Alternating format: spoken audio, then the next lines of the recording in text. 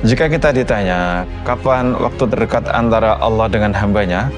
Bisa jadi banyak orang yang akan menjawab bahwa waktu terdekatnya adalah saat pergi haji atau umroh atau mungkin di Masjidil Haram.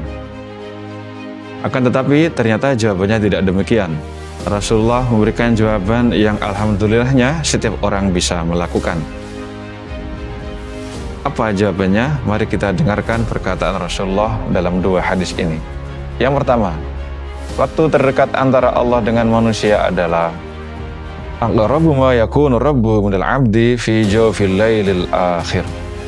Waktu terdekat antara Allah dengan hambanya ada di sepertiga malam terakhir. Jika kamu bisa melakukan, maka berbanyaklah zikir kepada Allah. Berzikirlah kepada Allah. Apa maksudnya? Jika kita bisa melakukan, maka sebaiknya kita melakukan qiyamul lail. Kita menghidupkan malam. Entah itu dengan berzikir, salat tahajud, membaca Al-Quran, atau dengan berdoa. Mana yang paling baik? Yang terbaik pada malam ini, terakhir ini adalah setelah salat tahajud adalah berdoa. Karena pada malam bagian akhir inilah Allah turun dari langit menuju langit bumi untuk mengabulkan siapa saja yang berdoa, untuk memberikan maaf siapa saja yang minta ampun, dan akan mengabulkan siapa saja yang mempunyai harapan. Nah, jadi sebisa mungkin kita bisa memaksimalkan dan menggunakan waktu yang sangat luar biasa ini. Yang kedua, waktu terdekat antara manusia dengan Allah adalah aqrabu ma yakunul 'abdu min rabbih wa huwa sajid.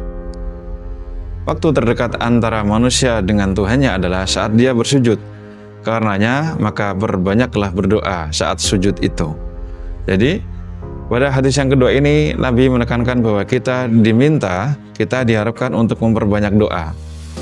Doanya gimana? Dalam syarah disebutkan, doanya bisa saja, pertama, memperbanyak doa. Doanya bermacam-macam. Kita memang dianjurkan untuk memohon kepada Allah terkait hal apapun, baik hal duniawi maupun ukhrawi. Kita meminta kesehatan, supaya anak-anak ini lancar urusannya, semoga urusan pekerjaan kita mudah, rezekinya gampang, atau urusan lainnya.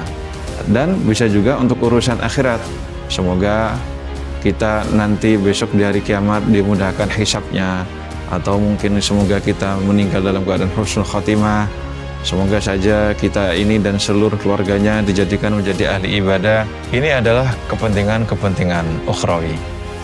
Nah, sahabat, andaikan kita tidak bisa berdoa dengan bahasa Arab, maka kita boleh-boleh saja berdoa dengan bahasa apapun yang kita bisa.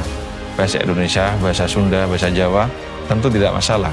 Akan tetapi, yang perlu diperhatikan adalah saat berdoa dalam waktu sujud, kita harus berdoa di dalam hati jika itu doanya bukan berbahasa Arab. Doanya dalam hati saja jika doanya itu tidak berbahasa Arab. Karena andai doanya itu menggunakan bahasa Indonesia atau Sunda atau Jawa dan kita ucapkan, kita lafalkan, maka sholat kita akan menjadi batal. Nah sahabat, demikianlah dua waktu yang paling dekat antara manusia dengan Allah, dan diharapkan dalam dua waktu inilah kita bisa maksimalkan. Terlebih dalam waktu sujud, karena dalam waktu sujud ini tidak harus di tengah malam, bisa siang, bisa sore, bisa pagi, bisa kapanpun.